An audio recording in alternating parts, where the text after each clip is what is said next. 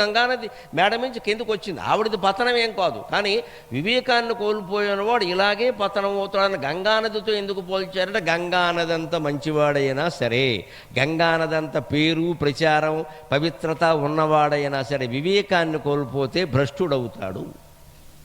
ఆ వివేకాన్ని కోల్పోకుండా మన పిల్లలు ఉంటున్నారా గమనించండి దయచేసి. వాళ్ళు చదువుతున్న పాఠాలు పట్టించుకోండి. వాళ్ళు చదువుకుంటుంటే మనం ఫోన్ చూస్తూ కూర్చోవడం, మనం సీరియల్స్ చూస్తూ కూర్చోవడం, మన రాజకీయాలు మాట్లాడుకోవడం, పేపర్లు చదువుకుంటూ కూర్చోవడం కాదండి. మగాళ్ళైనా ఆడాళ్ళైనా పిల్లలు చదువుతుంటే కాస్త మరీ దగ్గరగా ఉండద్దు, మరీ దూరంగా ఉండదు. కొంచెం దూరంగా ఉండి వాడు ఏం చదువుతున్నాడో గమనించాలి. లేకపోతే పుస్తకాల మధ్యలో ఫోన్ పెట్టేస్తాడు, ఎవరికో గర్ల్ ఫ్రెండ్కి మెసేజీలు పంపిస్తూ ఉంటాడు. ఇక్కడ ఏం చదువుతున్నాడ? భర్తృహరి సుభాషితాలు ఎంతో మీకు ఇష్టం కదా, పెద్దమాయి చేసేస్తాడు వీడు. పెద్దమాయ దుప్పటి కప్పుకుని పడుకుంటాడు రాత్రి. మనం పడుకున్నాడు కదా, లేదో లోపల నుంచి ఒక దివ్యమైన వెలుగు, ఏదో విశ్వరూప సందర్శన యోగంలాగే దుప్పట్లోంచి వెలుగు. మనం పొరపాటున దుప్పటి తీసామనుకో వీడు దుంపదగా టెక్నాలజీ అంతా వాడిదే.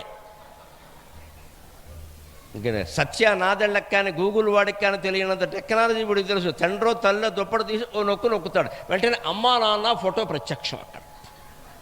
ఏం చేస్తున్నారా? మిమ్మల్ని ఆరాధిస్తున్నాను నాన్నగారు. ఈ తల్లిదండ్రులు అమాయకులు, మా అబ్బాయికి మేమంటే ఎంత ప్రేమ అనేది. అంటే దుప్పటి మూసి ఆరాధన చేయాలా? మామూలుగా హాల్లో కూర్చొని చేయకూడదా? ఇది ఆలోచించాలి. వాళ్ళు ఏదో అనగానే పడిపోవడం కాదు అక్కడ.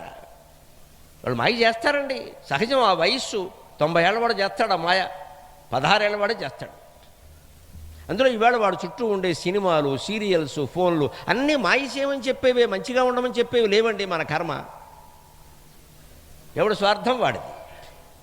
మరి ఇటువంటిప్పుడు పిల్లల్ని ఏదో కోళ్ళగూట్లో కోళ్ళను కాపాడుకున్న కోడిలాగా మనం కాపాడుకోవద్దా? పాము తినేయకుండా పక్షి గూట్లో పక్షి పిల్లల్ని కాపాడుకున్న పక్షిలాగా మనం కాపాడుకోవద్దా? మన బాధ్యత కదా ఈ కలుషిత వాతావరణం నుంచి. ఇది లేకపోగా మనం చిన్నప్పటి నుంచి అసూయ కలిగేలా చేస్తున్నాం పిల్లలకి. గమనించండి మానవ సంబంధాలు ఎందుకు దెబ్బతింటున్నాయో.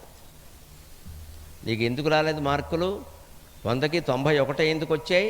పక్కింటి పిల్లాడికి 95 ఎందుకు వచ్చాయి? నువ్వు వాడు ఒకటే స్కూల్ కదా, ఒకే రకంగా ఫీజు కట్టాం కదా, ఒకటే డ్రెస్ కదా, ఇద్దరు మగపిల్లలే కదా, ఇద్దరు ఆడపిల్లలే కదా, వాడికి వచ్చిన 95 నీకు ఎందుకు రాలేదు అనగానే వాడికి ఎందుకు రాలేదు అర్థం కావట్లా.